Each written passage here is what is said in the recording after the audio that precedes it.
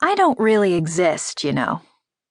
We live in the Canadian Rockies, 60 miles south of the Arctic Circle. I was born here, in this house. Mom and Dad paid a nurse midwife to live with us for the last month of the pregnancy. Dad was prepared to transfer Mom to a hospital if things went wrong, but things worked out, as did I, apparently. Mom said it was definitely work. But there's no birth record, no birth certificate, no social security number. We're in the middle of nowhere. The second largest city in the province is 100 miles to the southeast, but I've never been there. Next nearest town is 140 miles north. Old Crow. No roads to Old Crow. It just has an airstrip and the river. No roads to our house either. It was built by a billionaire as a hunting lodge at the head of a mountain valley using helicoptered labor. We get moose, caribou, deer, wolves, lynx, and rabbits. Starbucks? Not so much. The walls are heavy logs, 2 feet thick. The roof is steeply pitched anodized steel to keep the snow from piling up. It sloughs off the snow in the winter until the bottom floor windows and doors are buried.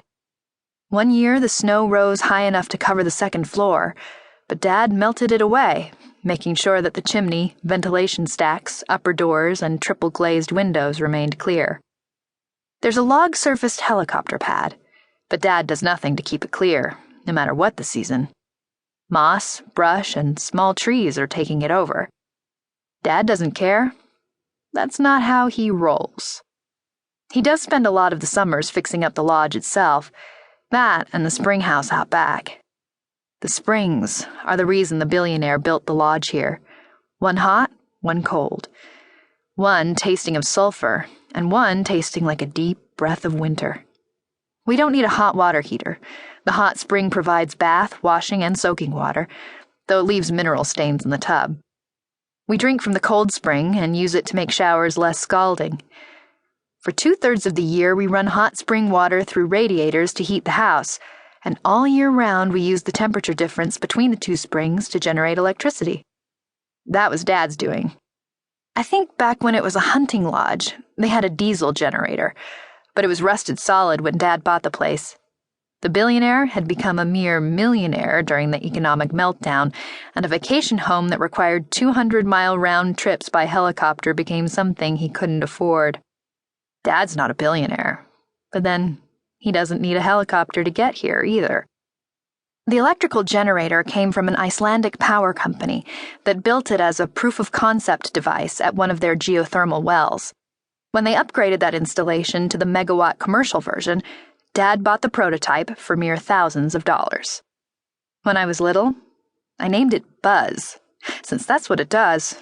Sits in the basement and buzzes. To be fair, it also gurgles, hisses, and thumps, but for a 4-year-old, buzz is as entertaining a word as ever there was, especially when you add extra zzz at the end. And then one day, when I was 15, it stopped buzzing. I was watching an old anime on my desktop, but the screen blipped out, along with the lights, and then I was sitting in the dark, listening to the DVD drive spin to a halt. I heard Mom yell from her office across the hall, "Davy!" Dad's voice answered from downstairs, Yeah, I'm on it." I felt my way over to the door and opened it. The battery-powered emergency light in the stairwell had come on. The windows were dark. It was late afternoon and October, and what little dusk light was on the southern horizon was blocked by the ridge on the far side of the valley. Dad had just come out of the library when I tripped down the stairs. He smiled briefly at me. "Hey, Cent. Pretty dark up there, I bet." "You think?" I said.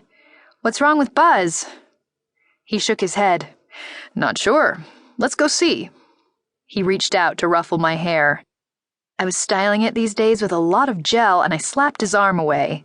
"Rule 1, Daddy! How many times do I gotta tell you?"